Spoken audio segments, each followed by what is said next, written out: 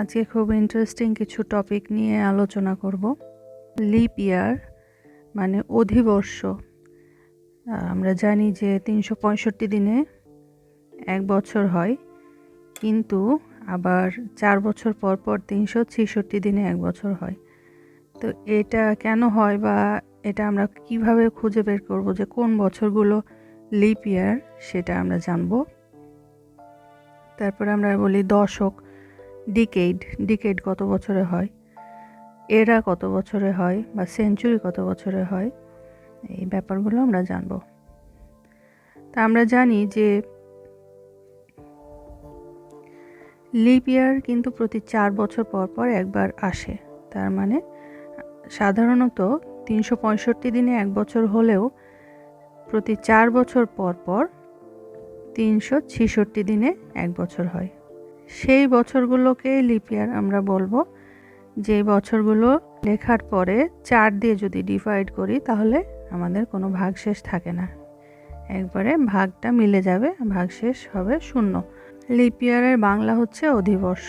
28 দিনে ফেব্রুয়ারি মাস হয়, কিন্তু ওই এক দিনকে আমরা ফেব্রুয়ারি মাসের সাথে যোগ করে নিই, মানে 4 বছর পর পর ফেব্রুয়ারি মাসটা হয় কত দিনে? 29 দিনে, 29 ডেজে। আর একটা ব্যাপার যে একদম কিন্তু এক্স্যাক্টলি যে 366 দিনই হচ্ছে বা সময়ের হিসাবটা একবারে 24 ঘন্টা বাড়ছে এই 4 বছরে একবার, এইটা না। এটার আবার আরও সূক্ষ্ম হিসেব আছে একটা। প্রতি 400 বছরে আমাদের কিন্তু লিপ ইয়ারে 3 দিন সময় কম থাকে।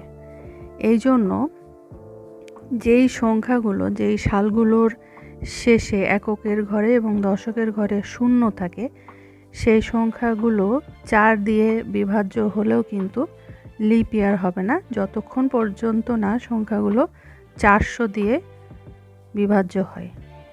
এই জন্য আমরা এই সময়টাকে হিসেব করার জন্য সেই সংখ্যাগুলোকে 400 দিয়ে ডিভাইড করি যখন আমরা দেখি যে কোনো সালের শেষের 2টা ডিজিট 0, যেমন 1700 সাল, 1800 সাল, 1900 সাল, 2000 সাল।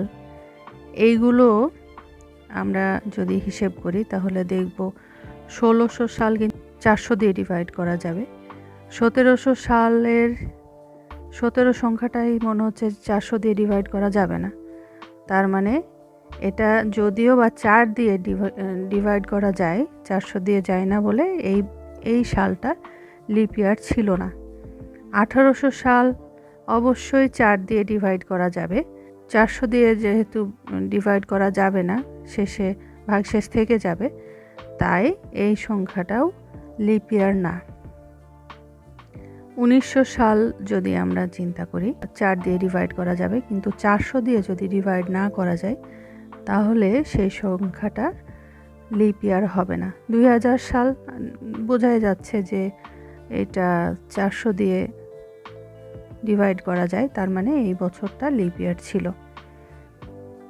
তাহলে আমাদের এত কিছু না জেনেও শুধু যদি এটুকু জানি যে যেই সালগুলোর শেষে 2টা সংখ্যা 0 হয় এবং সেই সালটা যদি 400 দিয়ে ডিভাইড করে মিলে যায়, শেষে কোনো ভাগশেষ যদি না থাকে, তাহলে সেই সালটা হবে লিপ ইয়ার। এখানে আমি একটু লিখে দিয়েছি যে but the years that the tens and ones place are both 0 are not leap years unless they are divisible by 400। কিন্তু কোনো সালের একক আর দশকের স্থানে যদি 0 থাকে তবে তা 4 নয় বরং 400 দিয়ে বিভাজ্য হতে হবে, তাহলে সেটা অধিবর্ষ বা লিপ ইয়ার হিসেবে গণ্য করা হবে।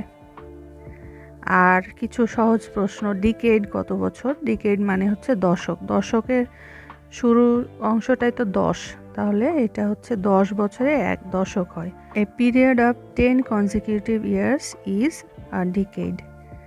আচ্ছা, আবার যদি আমরা বলি এরা কি, এরা হচ্ছে যুগ। A period of 12 consecutive years is an era। 12 বছরে এক যুগ হয়। আর একটা হচ্ছে যে সেঞ্চুরি কত বছরে হয়। A period of 100 consecutive years is a century. আমরা জানি তো, ক্রিকেট খেলায় আমরা দেখি যে 100 রান করলে বলি সেঞ্চুরি করেছে, তার মানে সেঞ্চুরি মানে 100, অর্থাৎ সেঞ্চুরি মিন্স 100। এরপরে আরেকটা বিষয় আমাদের একটু গন্ডগোল হয়ে যায়, which number century were the years 1800 and 1801। আচ্ছা, এটা খুব ইন্টারেস্টিং একটা ব্যাপার। আমরা বলি 17 শতকে, 18 শতকে কি হয়েছিল, 17th century, 18th century, 16th century, 19th century, এই কথাগুলো তো বলি।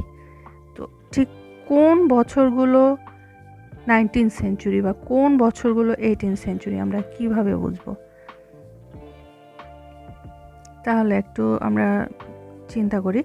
প্রথমে যখন আমাদের সাল গণনা শুরু হলো, তাহলে তো প্রথম থেকে 100 বছর পর্যন্ত ফার্স্ট সেঞ্চুরি ছিল, তাহলে 101 থেকে 200 পর্যন্ত সেকেন্ড সেঞ্চুরি ছিল। ঠিক একইভাবে 18th সেঞ্চুরি মানে হচ্ছে 1701 থেকে 1800 পর্যন্ত। আবার যদি বলি যে 19th সেঞ্চুরি কখন শুরু হবে, 19th সেঞ্চুরি শুরু হবে 1801 থেকে, এটা শেষ হবে 1900-তে। এ পর্যন্ত সময়টা, এই 100 বছরকে বলবো 19th সেঞ্চুরি। এখন যেমন আমাদের সাল হচ্ছে 2022, এই সালটা এখন আমাদের 21st সেঞ্চুরি। কিভাবে আমরা এটা যদি লিখি তাহলে দেখব যে 2022 শেষ হয়ে গেছে, মানে আমরা এই পর্যন্ত অনেক আগেই শেষ করে ফেলেছি। 2000, এটা 20th সেঞ্চুরির শেষ। এবার এখানে যখন 22 ইয়ার্স চলে গেছে, এটা পরের সেঞ্চুরি শুরু হয়ে গেছে, 2001-এই পরের সেঞ্চুরি শুরু হয়ে গেছে, তার মানে এখন চলছে 21st সেঞ্চুরি। এইভাবে আমাদের সেঞ্চুরিগুলো মনে রাখতে হবে। এটা অনেক সময় পরীক্ষায় আসে যে একটা সংখ্যা দিয়ে দিল, তা বলো যে এটা কোন সেঞ্চুরি। আচ্ছা, আমরা জানি যে এই সালটায় 1757-এ পলাশী যুদ্ধ হয়েছিল। তো এই সালটা কোন সেঞ্চুরিতে ছিল, এটার পরে এই সংখ্যাটা এক্সট্রা বেশি হয়েছে, তার মানে এটা পরের সেঞ্চুরি ধরতে হবে, 18th সেঞ্চুরি। আবার যদি বলি যে সিপাই মিউটিনি কোন সালে হয়েছিল, সেটা ছিল 1857-এ। তাহলে এটা কোন সেঞ্চুরি, এটা তো আমরা জানি 18, বাট এই সালগুলো কিন্তু পরের সেঞ্চুরির হিসেবে চলে গেছে, তার মানে এটা 19th সেঞ্চুরিতে হয়েছে। তারপরে আমরা যদি বলি যে when did British leave India, তাহলে এটা কোন সেঞ্চুরিতে হয়েছে, এটা আগে কোন সালে হয়েছে আমাদের জানতে হবে, সেটা হচ্ছে 1947।